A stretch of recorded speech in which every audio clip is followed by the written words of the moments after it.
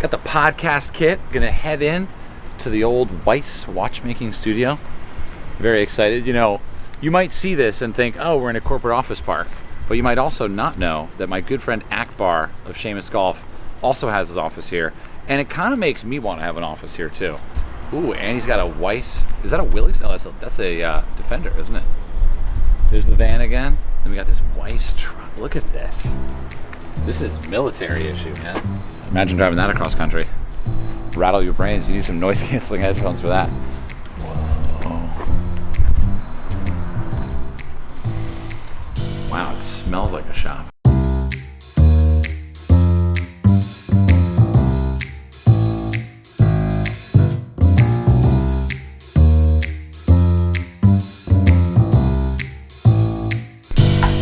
All right, this is take one of how to make a watch.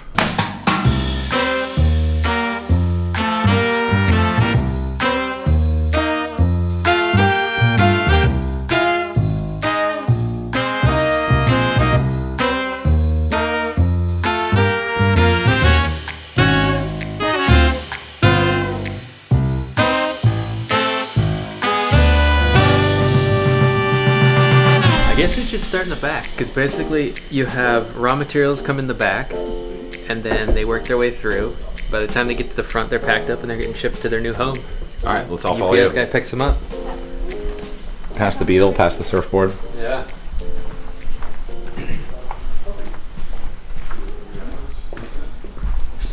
So back here, this is like the scientific area where we have modern machines for making our raw components. Okay. In here, we focus on making the movement. Oh, okay. The really tiny, complex parts.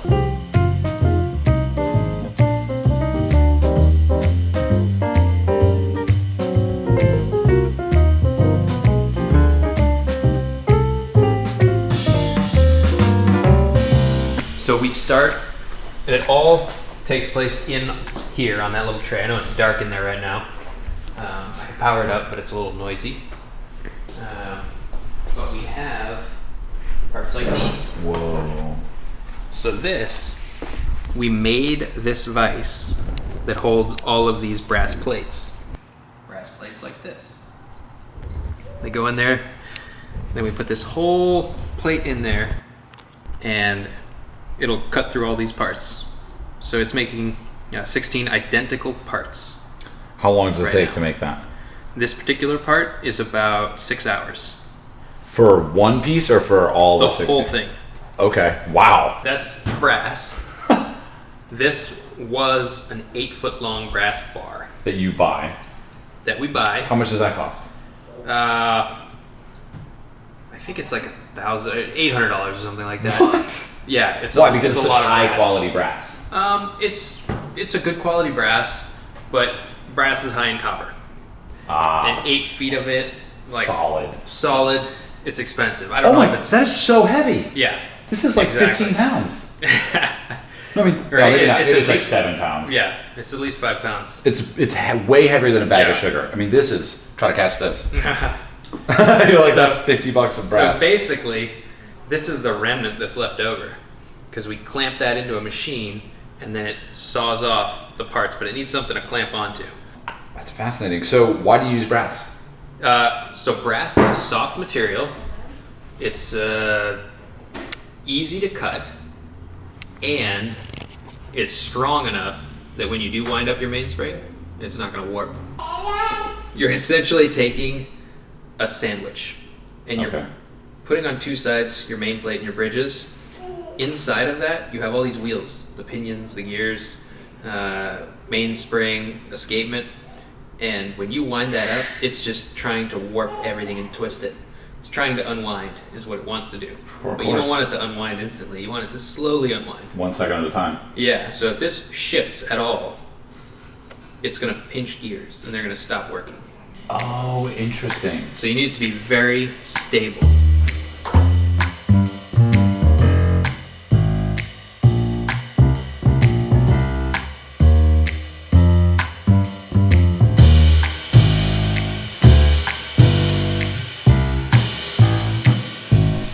So you saw the style of part that would be cut on that machine? Yeah.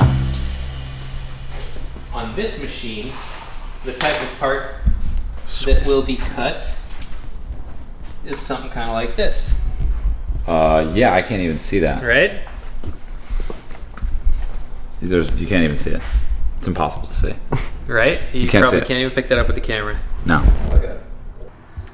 Long, skinny, round parts that have concentric features. Yeah. So like screws, you have one diameter, then a larger head, and you have threading. They're cut on a lathe. Oh, Like so this one. this is a metal lathe. This is a metal lathe. Why yeah. is there the long pipe on it? So on the back here, this guy, we load There you go. these. Each one of these tubes has a 6-foot piece of this metal in there. Just load it into it. Loaded into it, and it's suspended in oil. So this is an oil-filled tube. And the reason it has to be like that is you see how flexible this is? If you were to spin this at 10,000 RPMs or even at just a few hundred RPMs, it's going to start whipping around. The back end, and it's going to cause a reverberation throughout the entire stock that is then going to make your cutting less accurate. Whoa. So if you put it in an oil-filled tube in an individual barrel, it won't do that, and it'll run smoothly. This particular machine, we have the only one like this that makes watch parts. In the United States. Yeah. This is the most, outfitted one of these, because you get it and it's like base, and then you got to add all your fun things onto it. Right. It's a robot, and then you have to give it tools. Whoa. So we had to load it up with all the right tools for watchmaking, so that it can use those tools and make us watch gears, pinions, screws, winding stems. Good for you, man. Yeah. That's crazy. I had no idea. All right, so now we're going to go into the clean room. Is that what we call it? Yeah, that's what I call it. Yeah. I mean, it's not like a standardized clean room, but we keep it as clean as we possibly can. And Genevieve's going to be giving the tour this time. Yeah. So lovely to hear all of your life experience making watches. It's mostly nonverbal, you know? No big deal. It's more visual. Let's do this. And so this is where you come when sort of all of your prep work, if you're Julia Childs, you've done all your prep, and then you bring in the chopped potatoes in here, and then you basically, this is the room to put it all together. Yeah.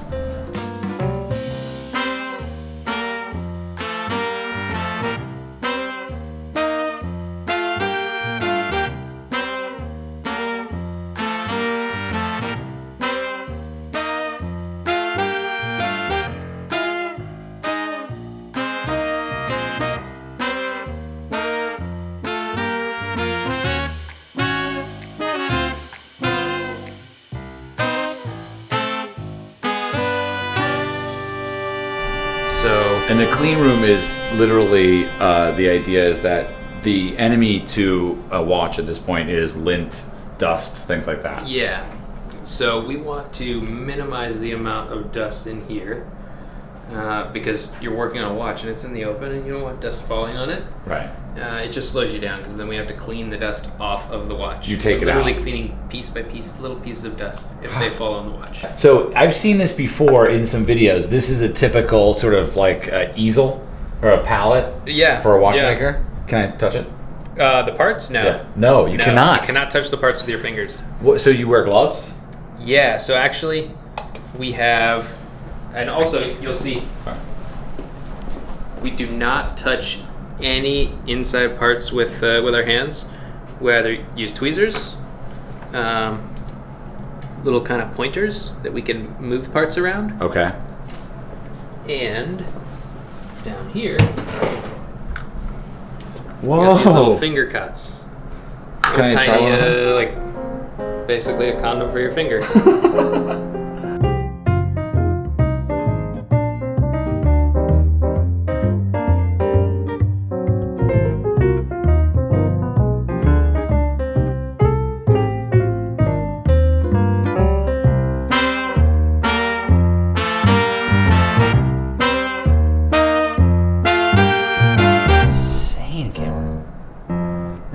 Absolutely you are an insane person. You're very insane. This is insane.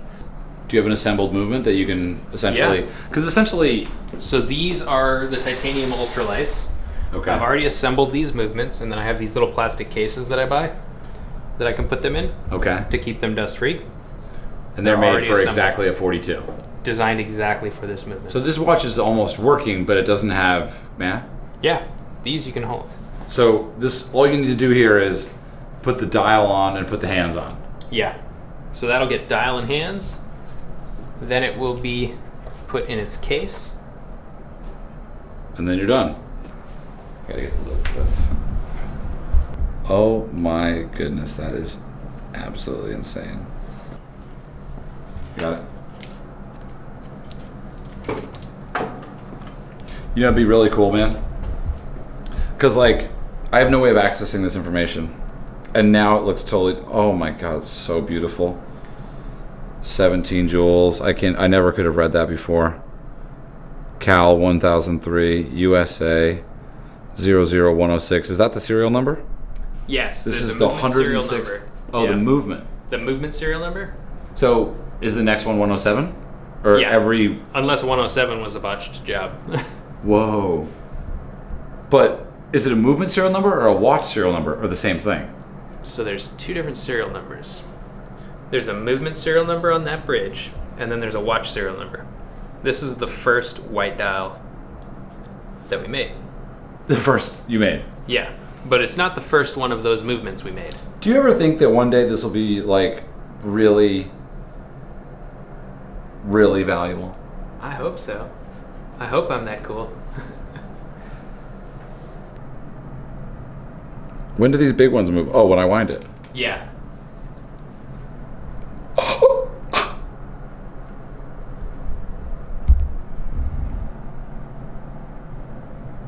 Wow, those are really incredible.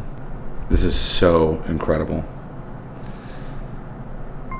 You know, you talk about stuff and you can talk and talk and talk, but seeing it is just a different language. Especially now knowing all the little details that go into each tiny, tiny part in this world.